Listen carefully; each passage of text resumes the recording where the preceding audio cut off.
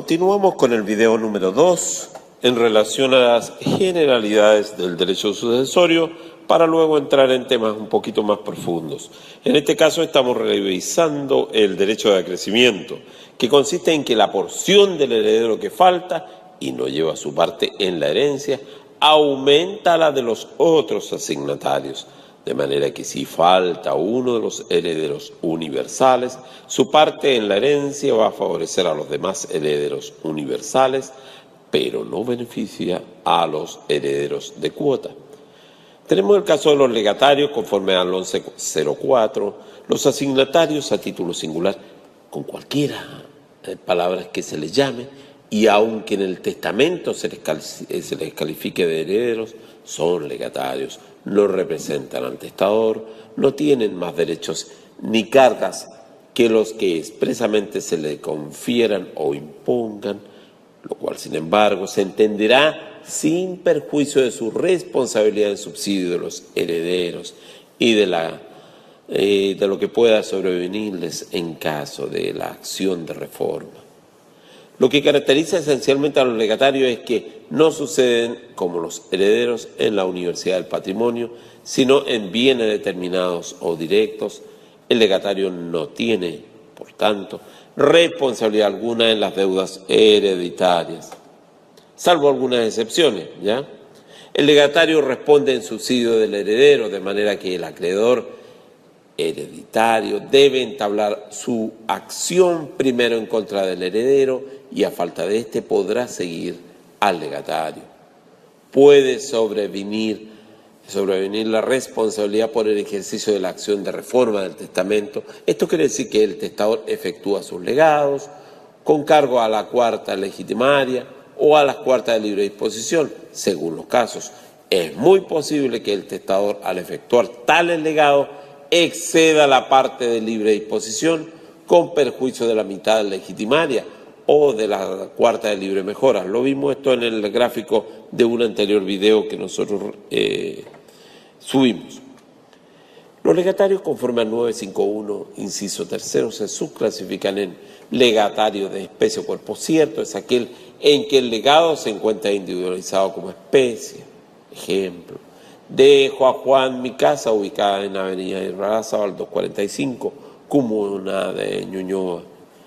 Los legatarios de género, aquel en que el legado está individualizado genéricamente. Ejemplo: dejo a Juan 40 vacas o 20 fanegas de trigo.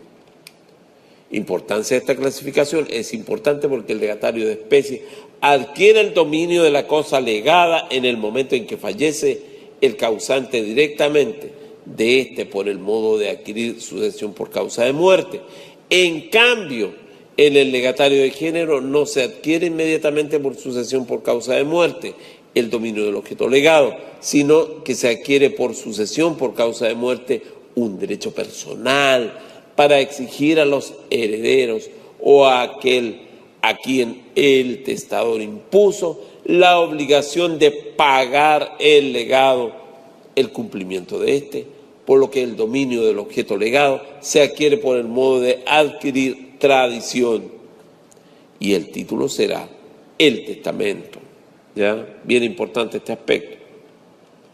Por otra parte, veamos en este cuadro la diferencia entre el legado de especie y el de género en cuanto a la acción de que goza el legatario y en cuanto a la adquisición de los frutos.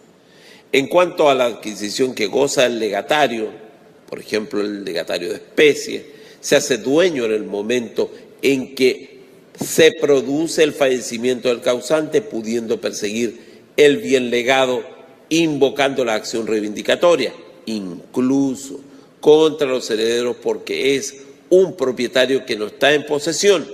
Y el de género no se hace dueño por el solo fallecimiento del causante, solo goza de la acción personal en contra de los herederos para reclamar el pago del legado, no pudiendo ejercer una acción real.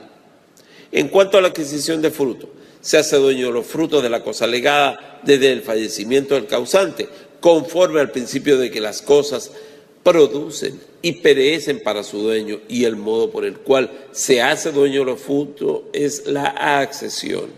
Recordemos la accesión cuando vimos los modos de adquirir el dominio. Los frutos no pertenecen al legatario de género desde el fallecimiento del causante, sino desde que los herederos efectúen la tradición o queden constituidos en mora de cumplir el legado, 1338, número 2. Por otra parte, la apertura de la sucesión es un hecho que habilita a los herederos para tomar posesión de los bienes hereditarios y se transmite en propiedad, artículo 955. La sucesión en los bienes de una persona se abre al momento de su muerte en su último domicilio, salvo los casos expresamente exceptuados. La sucesión se regla por la ley del domicilio en que se abre, salvas las excepciones legales. Momento en que se produce la apertura de la sucesión se regla por la ley del domicilio en que se abre, salvo las excepciones legales del artículo 955, inciso segundo. Contempla tanto la muerte real como la presunta. En el caso de la muerte presunta, la apertura se produce al dictarse el decreto de posesión provisional de los bienes, artículo 84. Si no ha existido posesión y al dictarse el decreto de posesión definitiva. Veamos el artículo 90. ¿Qué importancia determinar el momento preciso de la muerte del causante? El asignatario, por una parte, debe ser capaz y digno de suceder al fallecer al causante. 2. La validez de las disposiciones testamentarias se determina en relación con la legislación vigente al momento de la muerte del testador. Los efectos de la aceptación o repudiación de las asignaciones testamentarias se retrotraen a la fecha de la muerte del causante, artículo 1239. Pueden celebrarse pactos sobre derechos en una sucesión. Nace de la indivisión hereditaria, o sea, si existe una pluralidad de herederos al fallecer el causante, se forma entre ellos una comunidad. Lo vimos también en videos pasados, que es lo que era una comunidad. O sea, el patrimonio del causante pasa a pertenecer a ellos, pero indiviso. ¿Ya? Los comurientes. En el caso en que dos o más personas fallezcan en un mismo acontecimiento, como un naufragio, incendio, ruina o batalla, sin que pueda determinarse quién murió primero. Artículo 79.